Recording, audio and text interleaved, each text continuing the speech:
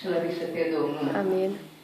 Ce bucurie mare mi-ai dat pe acest pământ, lumina și viața și Duhul Tău cel Sfânt.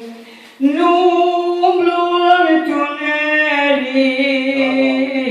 căci Tu mi-ai dat lumină,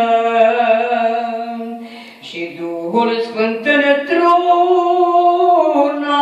pe cale e cu mine. Nu umblu la întuneric, căci Tu mi-ai dat lumină, și Duhul Sfânt într-una pe cale e cu mine.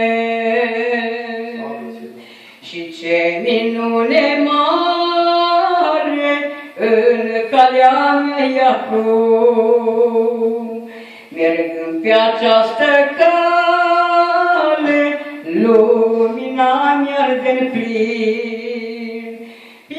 Eu nu mă obosesc, mergând pe această cale,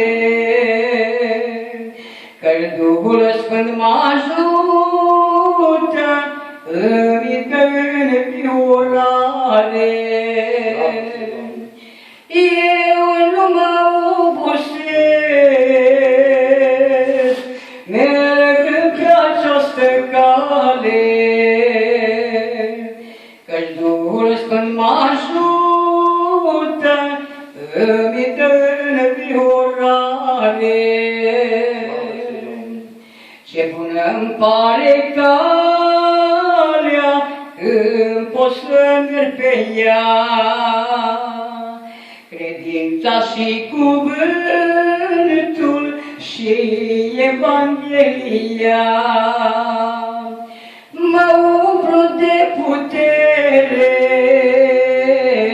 de pace și lumină,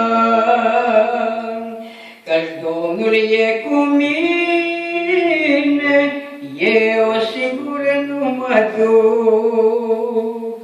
Mă umplu de putere,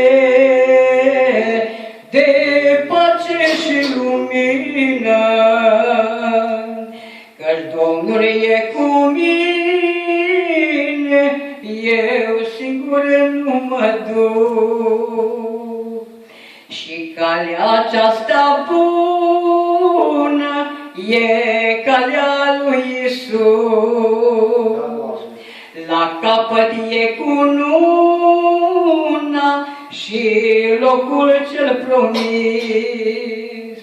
Acolo este locul, spre el călătoresc. Și când eu voi ajunge, vreau să mă odihnesc.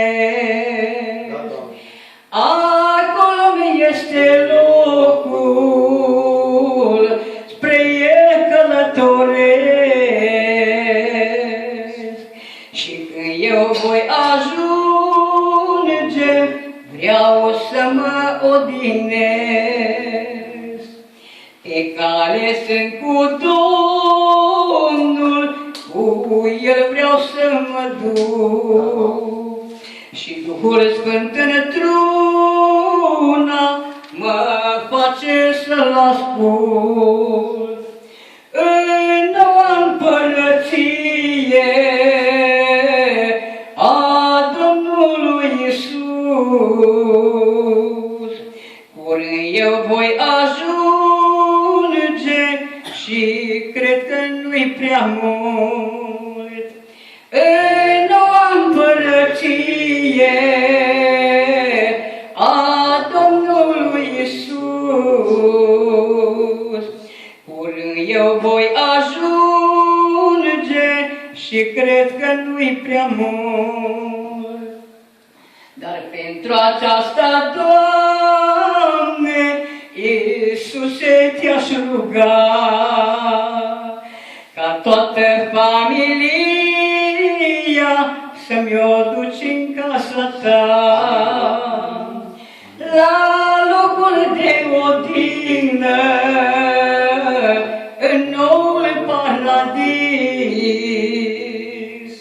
să fim întotdeauna acasă la Iisus, la locul de odihnă, în noul paradis, să fim întotdeauna acasă la Iisus.